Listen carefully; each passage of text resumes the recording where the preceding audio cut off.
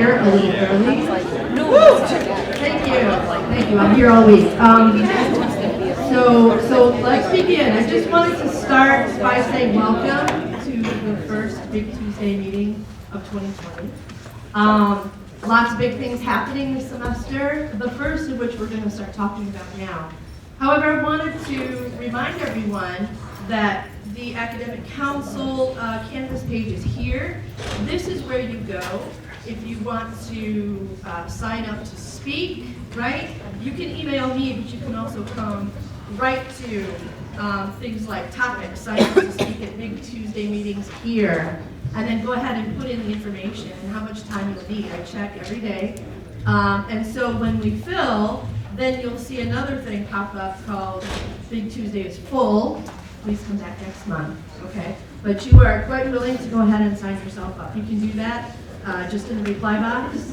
So there it is for you guys, okay?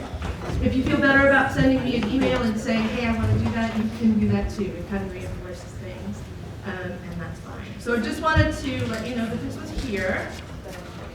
The next thing we need to talk about today are the standing team, academic council, and standing team chair elections that are coming up in April.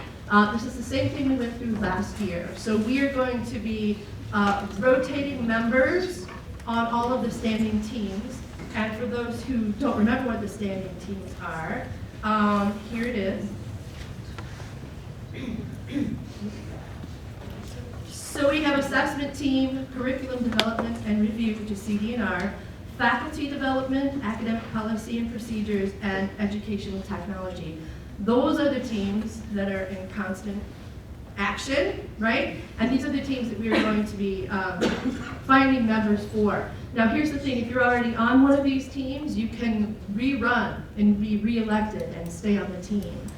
It's just that you have to be elected to do so. There are 2 chair positions open on these teams. One is assessment, the other is curriculum, development and review, CD&R. Boy. I was doing celebrating. It's an awesome position. I'm going to tell you all about it. Right? So easy. So the catch with that is if you want to chair the thing, and you should because you get a stipend for doing so. It's a pretty nice little stipend, right? You have to be elected to the committee, and then the committee elects the chair. So that's how that works. So you can't just like walk in and go, power, I'm off chair. You have to kind of be a player. But anyway, so there is what we're up to today. We are electing 2 members from each, okay, here we go, this is where it gets crazy, academic unit. And I don't know if you guys remember the academic unit organizational chart, but here it is. I've already told that there are some changes to this, and so be patient, and let's see. If you are in ECE, you are not in Unit A, as this chart actually suggests. You are in Unit B, and if you are CSC, you are not in Unit A. You are actually in Unit C. So keep that in mind. But you can actually come here, and you can see, with the exception of those 2, what unit you fall under, and we are electing 2 members from each unit for the committee, and that includes the chair, okay, if the chair is up for election. Does that make sense? Wow, I'm glad, because I've been sitting there all day going, what? Okay, what? But there we go. So it's a good thing. The other thing that I wanted to point out here was our agenda, if you haven't seen it. After we get done listening to the standing team chairs sort of promote what they do and starting to glean some input and excitement from you, hopefully, we're going to be working on this for the next couple of months. So when the April elections come along, that we really have a good pool to choose from of people. Lastly, I'm going to be, after everyone speaks, I'm going to be recruiting for the election sort of committee, the people who are going to help me run this thing. I've already appointed my right hand, my guru, the person who helps me the most when I have questions, Mrs. Christine Brella. So she's one, right? I need more, at least 1 from each unit. Unit A, Unit B and Unit C, so that's 3 people, 1 from each unit, or more. We could always use more people on the election committee. The election committee is important because it helps with having a sort of a broad pool of people, having input, counting ballots, keeping the whole thing transparent. You know, it's important. So if you want to work with me, moi, right, all this, on elections, come and help me out, okay? And you can email me through Canvas or whatever you want to do. I would really appreciate it. But I'm going to keep asking until I have a good group of people, okay? All right. So let's begin. These are the standing team chairs. Welcome them. And I'll just let them choose the order in which they want to go. And they're here to promote about what they do and why you should be a part of it. There you go. Yeah. Hello. So I'm here to represent CD&R, Curriculum Development and Review. I have served on CD&R for almost probably my entire career at MCC, almost 12 years. And I've been chair of the committee. I think I've lost count. I think this might be my 3rd or 4th round of being chair.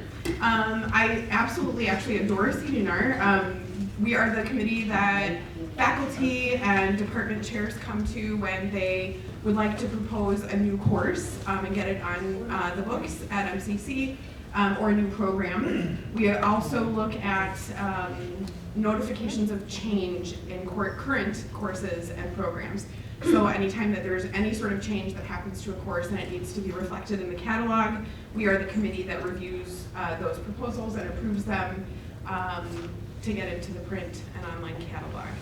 This year we've also been working on a CD&R procedure manual. I think we took out the word procedure. It's just the CD&R manual.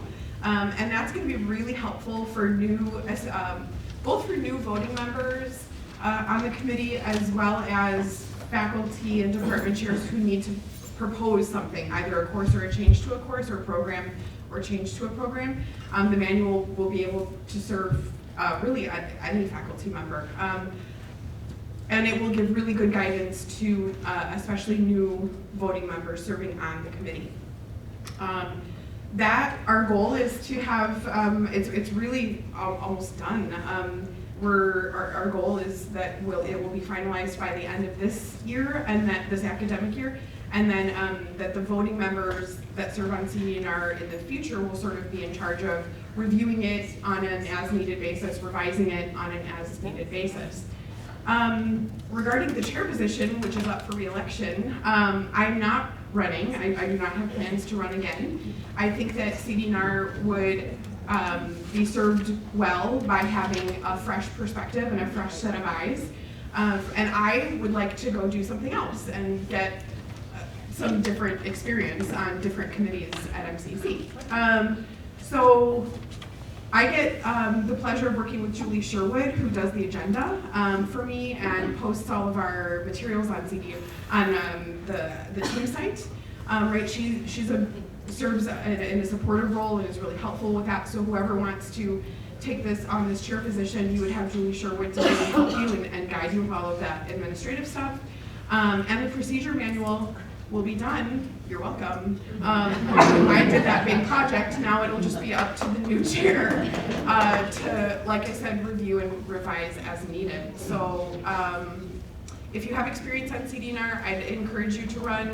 If you have experience on CD&R, I would even more so encourage you to run for chair. But of course, we want new members as well. Thank you.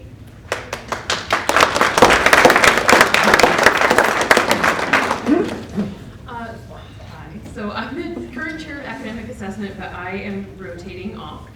So assessment team will also need a chair. Assessment team never has to beg for a chair. There's always someone inside the group that's willing to do it, and that's true this year.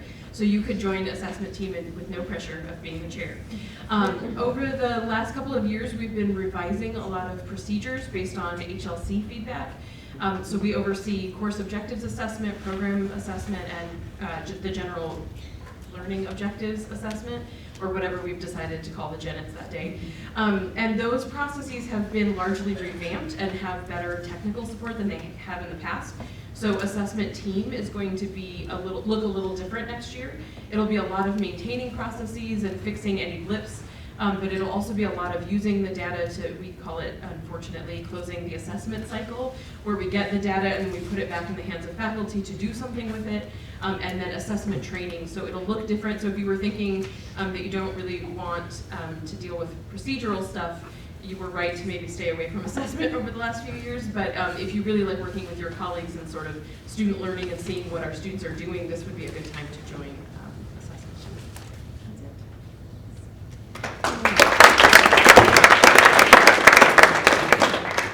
Hello, I'm the chair of the AAC committee, and I'm only calling it the AAC committee because nobody knows what it actually stands for. Because that description up there was wrong. We have nothing to do with policies. It's practices and procedures. I know, I didn't write it. I know you didn't write it either, but just saying. So we're in charge of creating the faculty handbook. By the end of this semester, we will have or the plans are to have a live copy that you guys will all have access to. So if you're interested in documenting all of that stuff, then join us. And if you don't, join us anyways. We need help.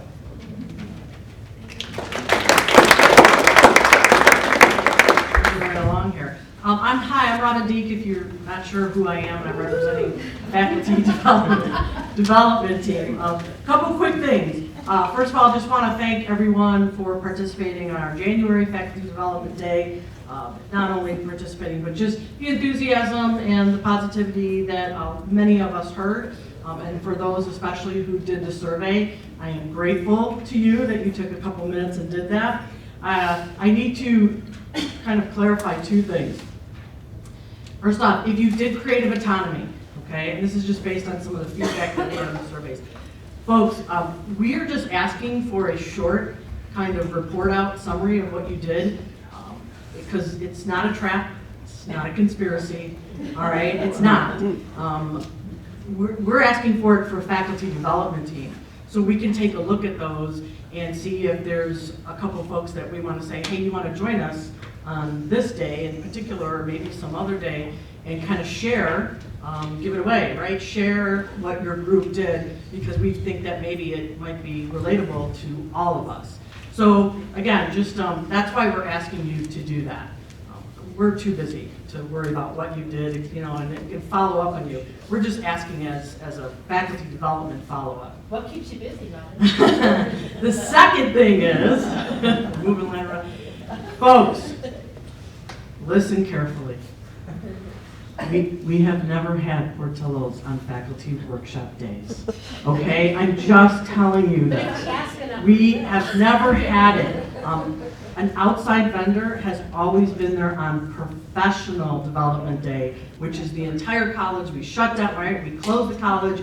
That's in October. Our faculty development workshop days in August and January have always used the MCC food service. So, I don't want to see, please bring back Portillo's. Never again on the survey. Just saying. I'm just saying, that's the reality for the 20 plus, 30 plus years whatever we've been doing this.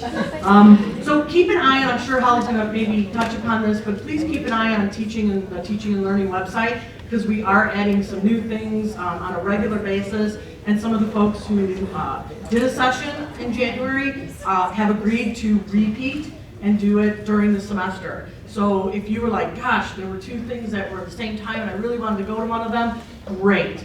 You may get a chance to do that again this semester. So keep an eye on the Teaching and Learning website.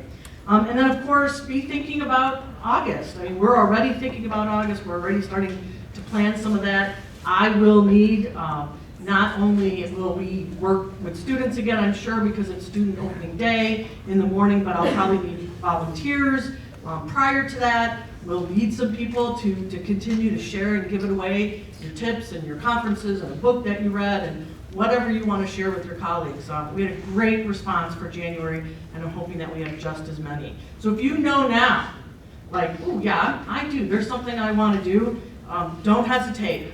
Just go ahead and email me, and we'll put you on the schedule, okay? So just a reminder that we do need your participation. And I just want to say, I know how you might talk about this, but last Friday we had MCC's first mini teaching and learning conference here, half a day, and we had over 30 participants. We had 8 presenters, and honestly, it was one of the best 3 hours plus food, 4 hours. That from a teaching and learning conference that even that I've been to in a number of years. Your colleagues really stepped it up. These are the folks that did the Kichu's teaching tips in the summer, and they executed some of that stuff in the fall, and then they told us about it last Friday, and that was awesome. So we are going to be repeating that particular study, the teaching tips book study, with hopefully possibly another one as well, for those of you who want to do it again but have already done the teaching tips. So again, be looking for those things. Is that always going to be on Fridays? I don't know. Well, Fridays is a great day because the majority of faculty. For the whole time, can you just come to parts of it? You can come for parts of it, yeah. Yeah, we broke that up. Yeah, you said each class was 1 hour, 2 hours.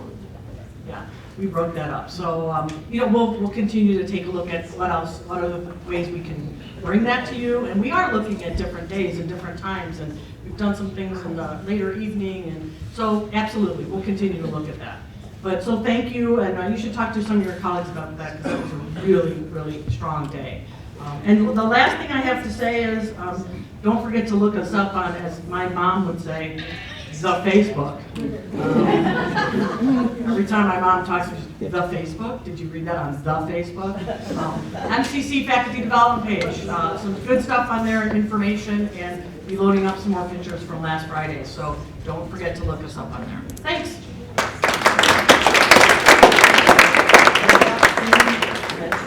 Hi, I'm Bill.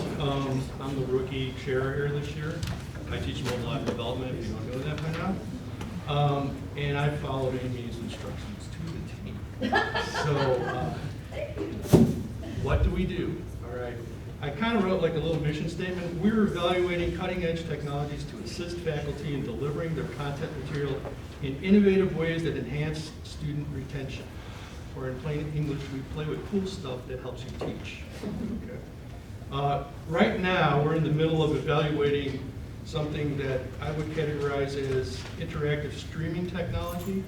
And it has built into it also interactive assessment. What that means is you can record videos of your lectures, and in the middle of it, it will stop and ask questions of your students, which they can answer while they're looking at you talking about that particular topic. It's really cool stuff.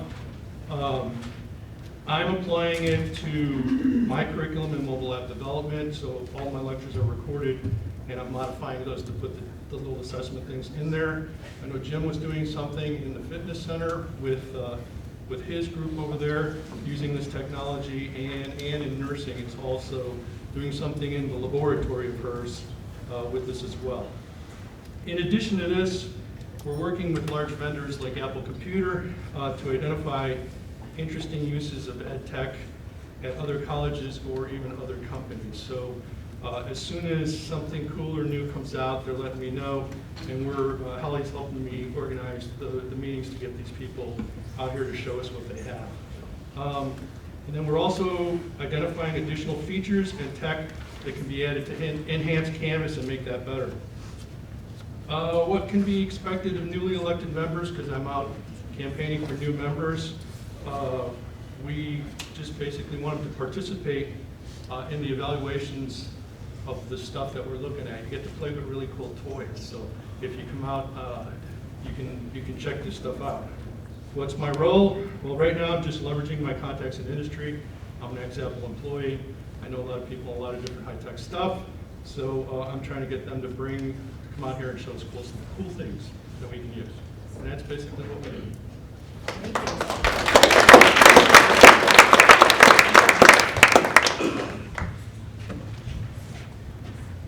All right, so it's interesting stuff. These committees are working very hard, and they do interesting things. Like I know that I served on faculty development for 3 years with Laura Power. We were co-chairs together, and you get to do things like plan the faculty days, and you get to, do all kinds of interesting things. I guess with, now with, I don't know, it's all changed, but you get to do cool stuff, right?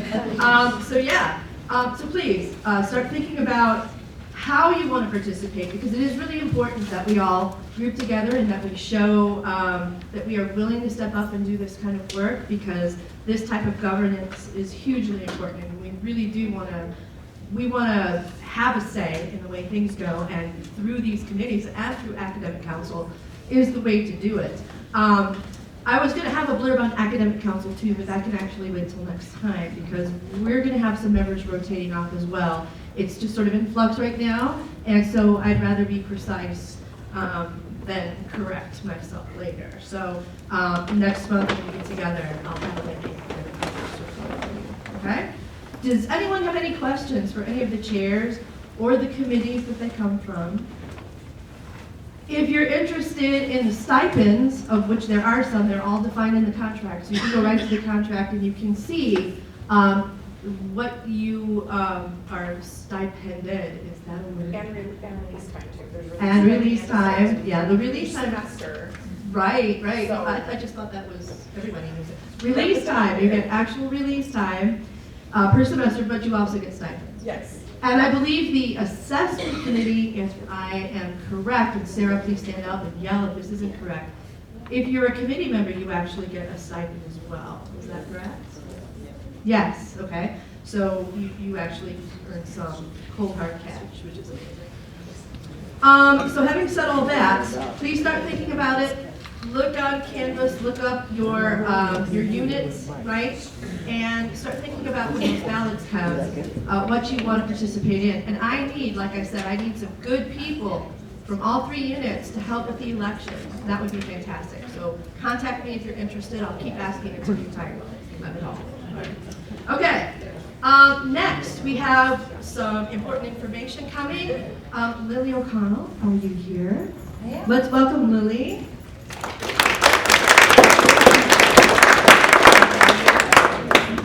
Hi, everyone. Good to see you again. I think I know most of you. I'm Lily O'Connell, the manager of Access and Disability Services.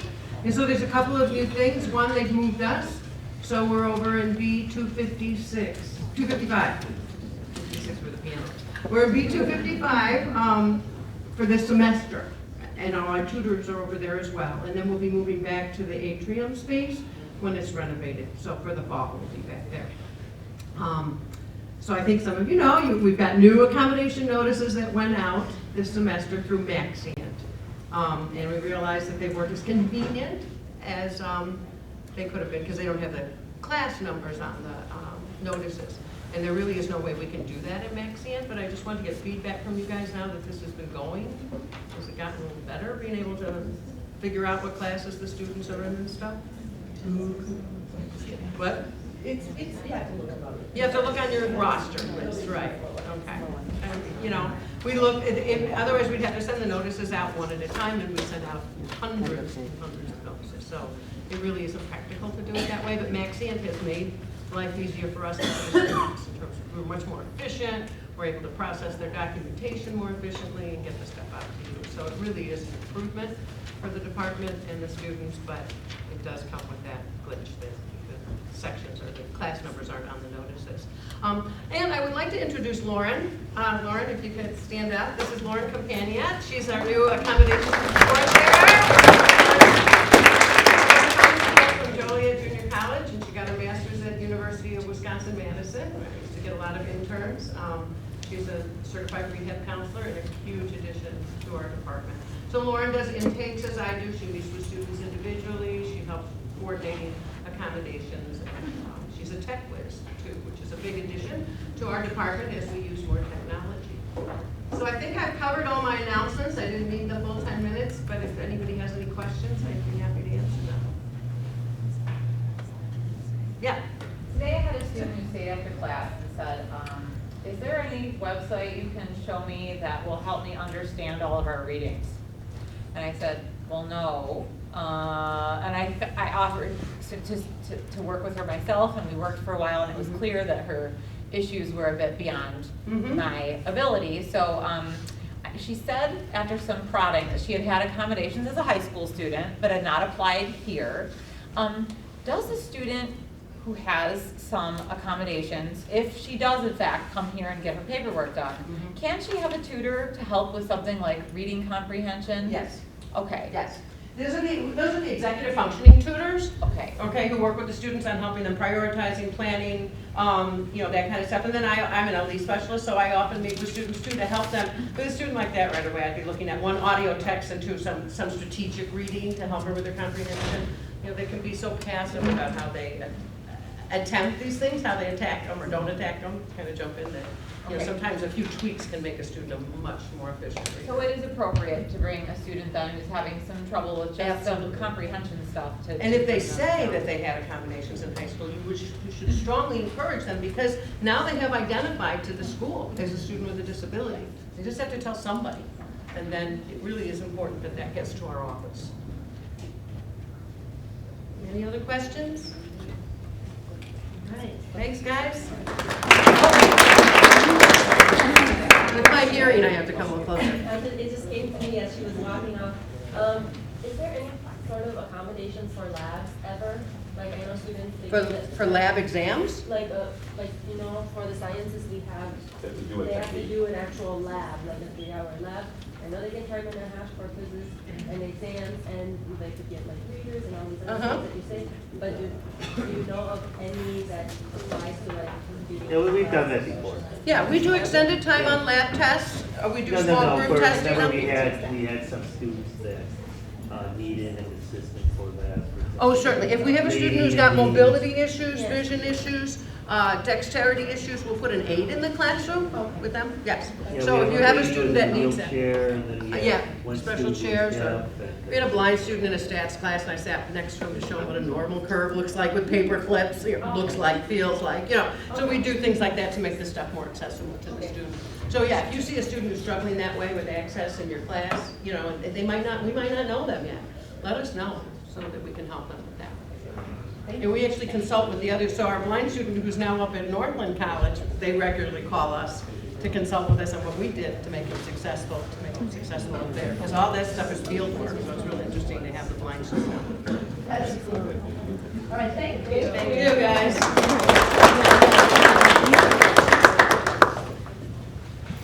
Hello. For those who do not know me, I'm Holly, from Teacher Learning. I requested for 15 minutes. I feel bad, but I have so many news to update you guys. So I will try to finish. Holly. I'll try to finish fast, but feel free to ask questions.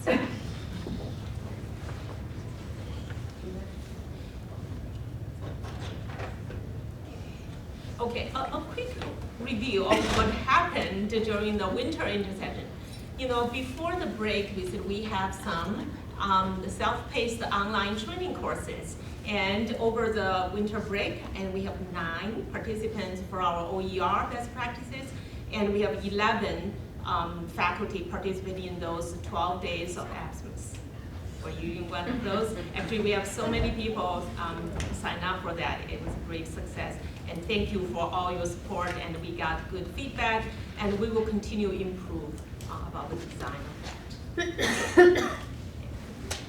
And this one, thank you, Robin, just mentioned about these. I just want to show you those fabulous presenters. This is our 8 presenters for the mini conference last Friday. And we had 32 participants. 12 of those were adjunct faculty, and 7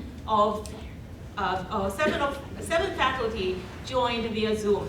And actually 2 full-time faculty, other people who joined via Zoom. So it was really a great event. I tried to capture everyone. I put 2 pictures together. It was a great crowd.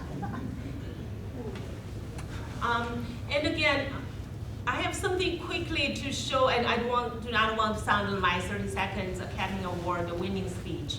I have so many people to thank for. I mean, first of all, in the middle, Ann Humphrey, where's Ann, who helped me design everything. Thank you, Ann. And of course, Ann and Christine team who started these teaching tips, and our 8 fabulous presenters, and the 30 wonderful faculty. Thank you. And also Robin and the faculty development team helped promote this event as well. We'll continue work together to bring more good programming to our campus. This one is following our TILT presentation webinar, which was on the January 16th Faculty Development Day. We had 12 people participated, and I know 2 had to leave early due to a time conflict. So I sent out a little invitation to these 10 participants who stayed till the end. Sorry, it was very small. But the thing is, we are trying to form a cross-institutional, we call it faculty learning community. Actually, this first started by we call it a faculty academy of Harper College and Kishwaukee College. So they said, how about since 7 of the colleges we did the webinar together, we were wondering if anyone would like to continue the research and also form a faculty learning community. So we sent out an invitation. I got a few inquiries. So please talk with me. And today we had a meeting, and Mike from Harper said, actually, if you missed this opportunity, you can still participate because we had a recording of this webinar. So please talk with me, and we can form this learning. It's cross-institutional, and they did propose, they said it will be online. We'll have virtual meetings once a month or so. So to do things together, and we're also calling for a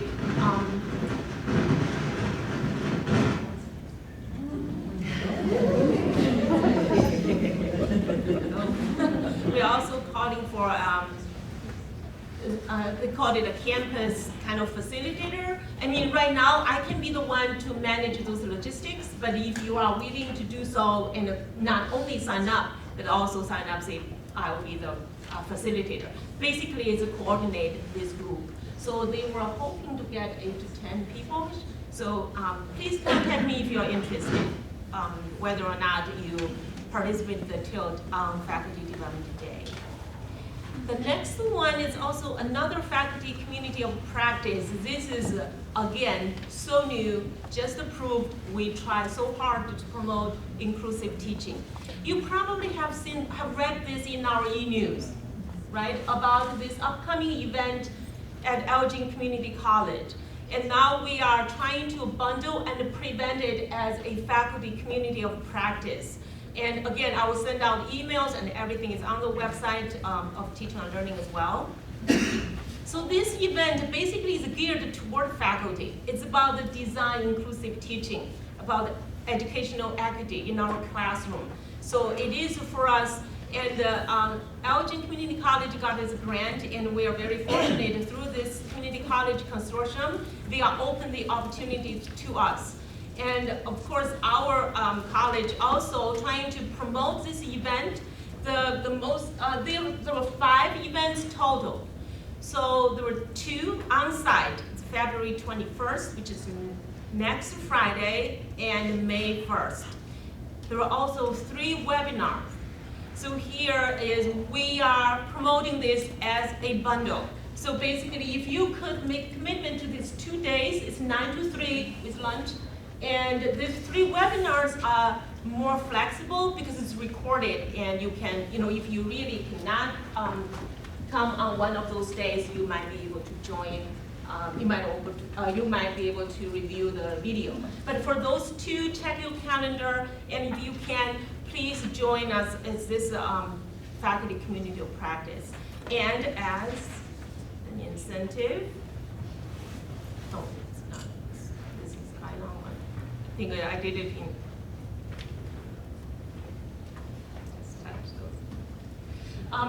The other one, it's the incentive, which is on the website. I will show you in just a minute.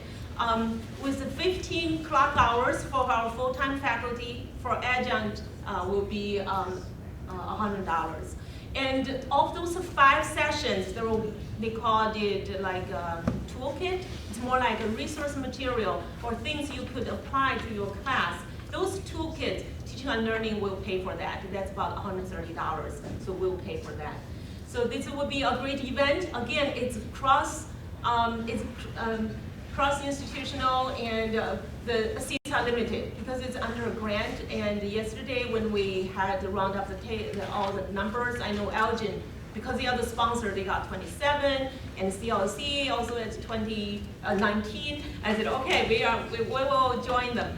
So it's the deadline, anyway, it's very close by, so please check your calendar if you can when you go back to your office today. So the deadline is this Friday because they need a headcount for lunch.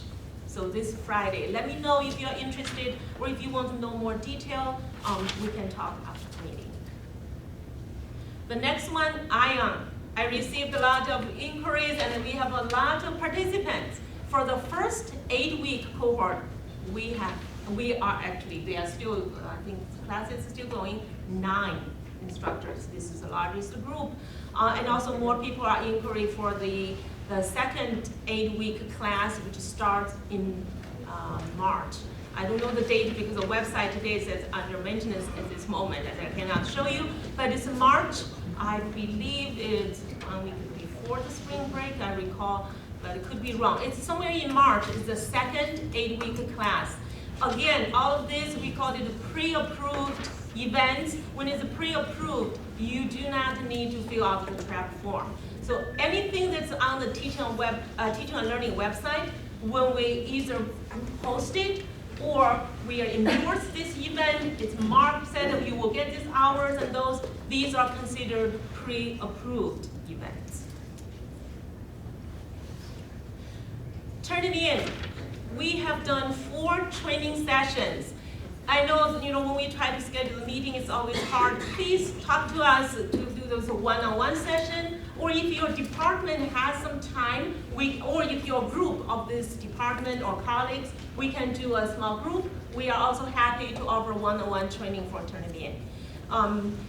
The upcoming honor log, I will show you, if you look at the website, mcc.com/canvas, you will see, or I think it's online or /online, you will see the new page. We have replaced honor log. We have replaced the old website with the new online proctoring, which is no longer ProctorU, it's honor log now. The training will be on February 18, 2:30 to 3:30. This is based on, I sent out an email to all the chairs, it's based on the common time. Again, I understand this time may not be convenient for you. Please understand this one will be recorded and also will be available to everyone on the website. And if you look at our mcc.edu/online website, we already have those the recordings from Honor. They talk about how, as an instructor, how do I start a quiz, and how do students pay for the quiz. And all the information is already on the website. But if you have special questions, please come to our the training session. It's next Tuesday. A couple more things. Thank you, Robin, for promoting just now. Please come here again. Visit this website often. I know sometimes it's hard. And also, a few people said, could we add it to our Canvas? The initial concept is we want to make it easier, but now it seems there is a little problem. It's not under your Canvas dashboard. The reason is it's open. It functions as the regular website. So you can, every time in my email, it's at the bottom, either it's the original link or the short link. You can bookmark it just like a regular website. And I have talked with OMPR to try to add a subpage in our online to say this is our teaching and learning mission. If you want to know more events, click here. So I'm trying to work with them to add a link there. So we'll help you find our sites. Again, those events we updated regularly. This is the community of practice, what I just talked about, those 5 sessions. So these are the 15 clock hours and $100 honorarium for our adjunct faculty. The ION course is here, and again, I'm not trying to click so we will get stuck here because they said the website is under maintenance. I think that's about it. Any questions for me? I know there's a lot of information. Any questions for me? Thank you.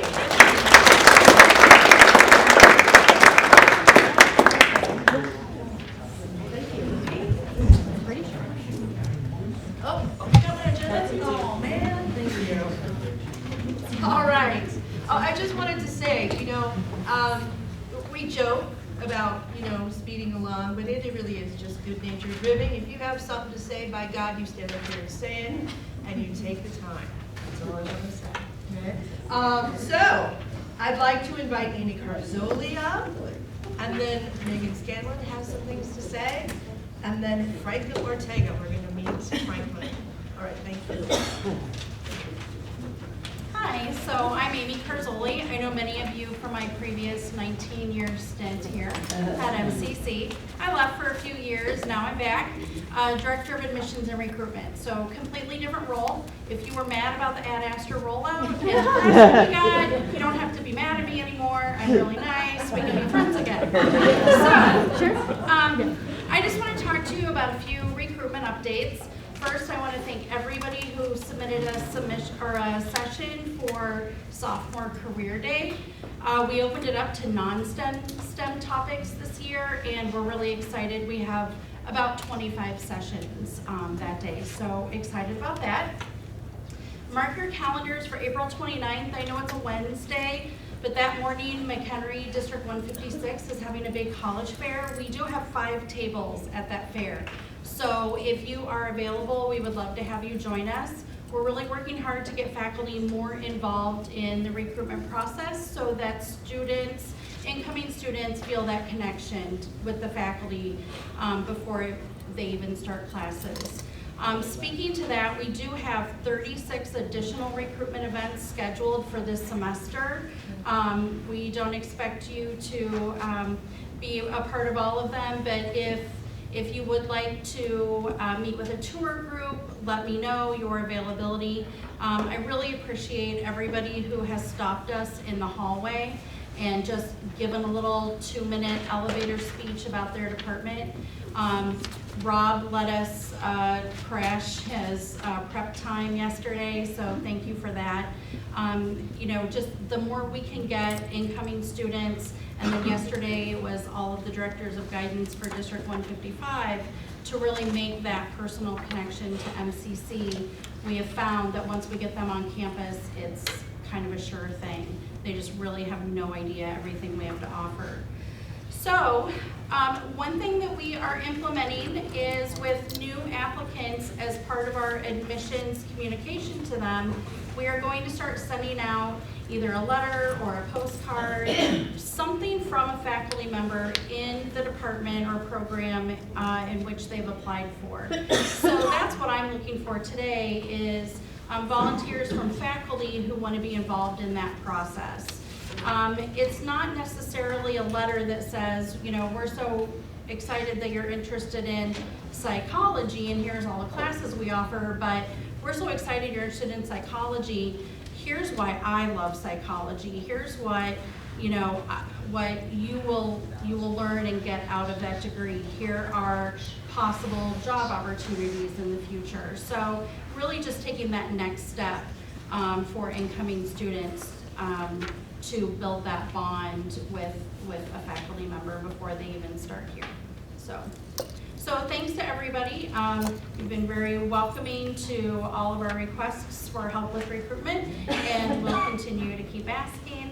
If you want to be part of this letter/postcard campaign, please reach out to me. My email is acarzoli@mchenry.edu. If you emailed me previously when I worked here, it'll probably bounce back the first time. You'll just have to delete it from your cache and try again. I do still work here. Again. Okay.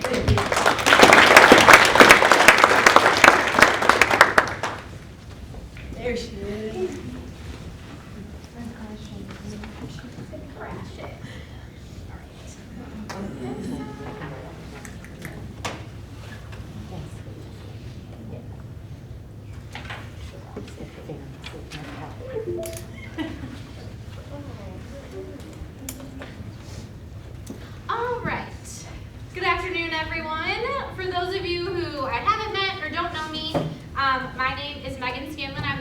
our student activities here, so I oversee our student life office.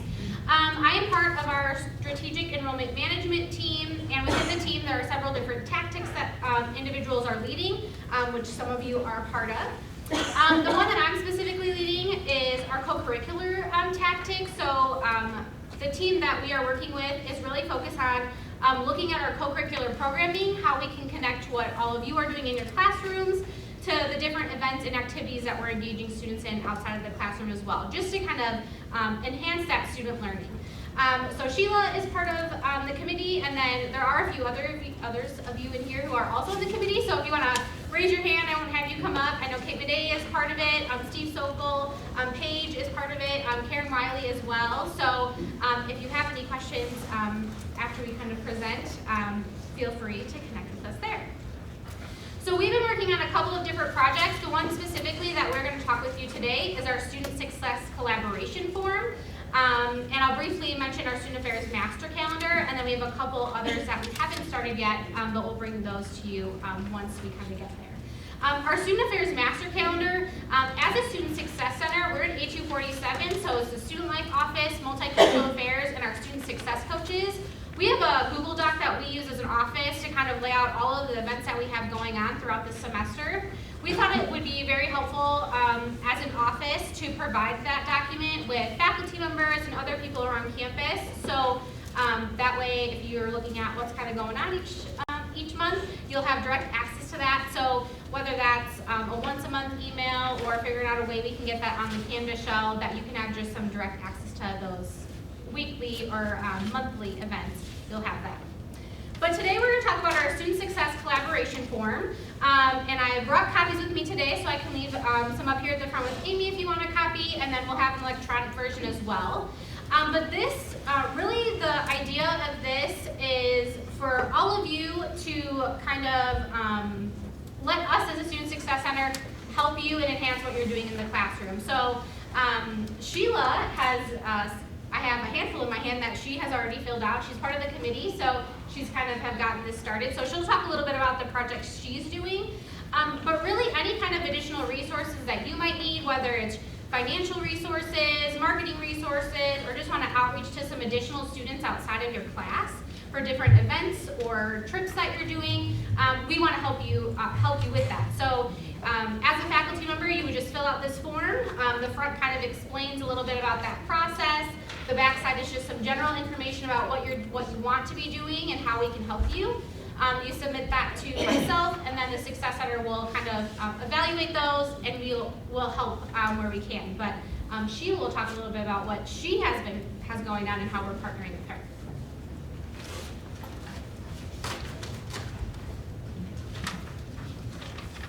So this is such an excellent opportunity to expand the boundaries of our classroom to the MCC community and also to our McHenry community as well.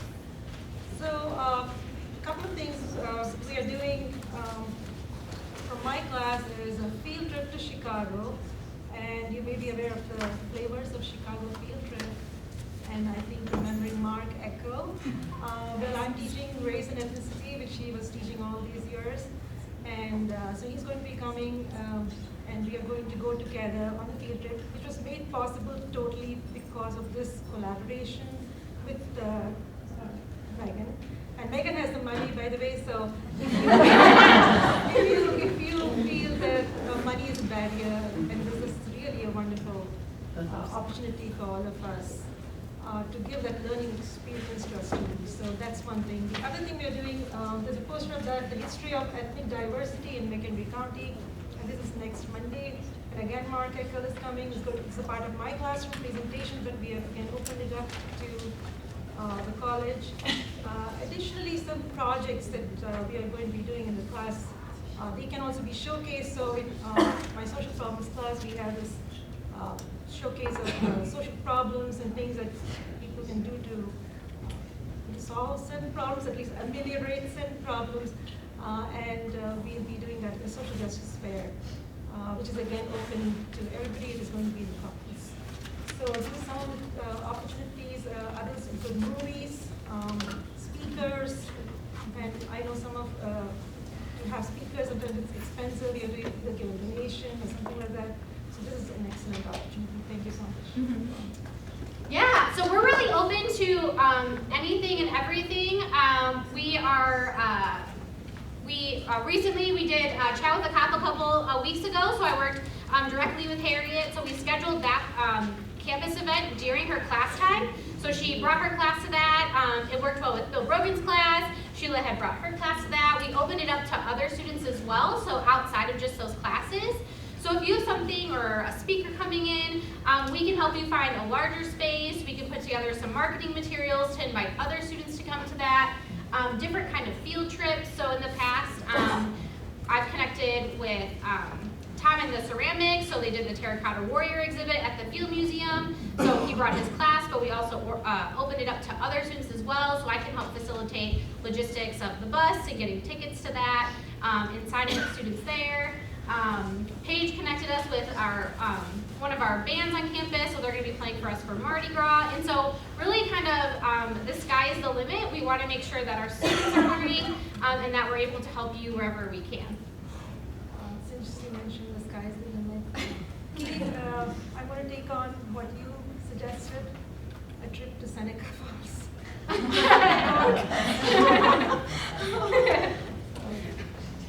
We'll see how that goes. Any questions? So there are some of these forms if you're interested. This is something that we're going to be doing each semester. So Amy has a stack of those. We'll get the electronic version out as well, but we'd love to partner with you. Thank you.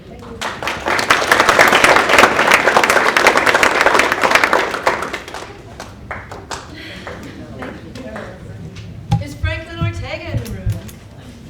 There he is. Franklin Ortega is our new coordinator for multicultural affairs, so please give him a warm welcome. Things to tell us, and then I have one more thing in order. Good afternoon, everyone. I'm glad to be here. I'm glad to meet all these amazing faculty from MCC. As I'm getting familiar with the area of multicultural affairs, with the college, with all of you, I just want to mention a little bit my background, where I come from. I previously worked at Dominican University, and as a first generation college student, and working with a lot of minority students, undocumented students, working with students of color, my passion always has been helping these students to be successful, right? Because I went through college and I understand the struggles and how difficult for some of them is to complete their education. So part of my goals and my passion is to serve the students, but at the same time, I want to do that with the support of all of you. So for me, multicultural affairs, especially the vision I have, and this institution is based in 4 pillars: leadership, retention, celebration, and community.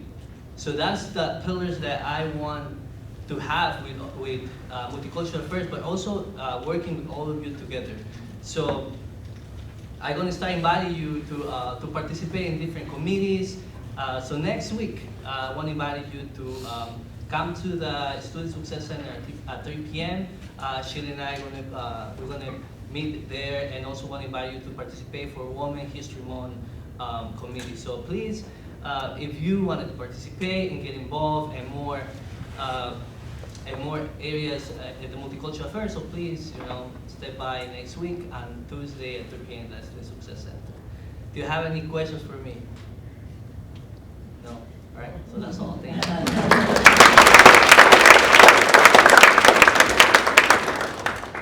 Okay, so that's all we have for today. Come and get one of these Student Success Collaboration Forums, because I'm going to use them to bring in speakers to my class. And please, start thinking about elections as we discussed, and start looking for emails that are going to encourage participation in these things. And email me if you just said, yeah, I want to be on this committee, it sounds really cool. We're going to start taking notes of everybody who wants to be on the ballot and start building those ballots.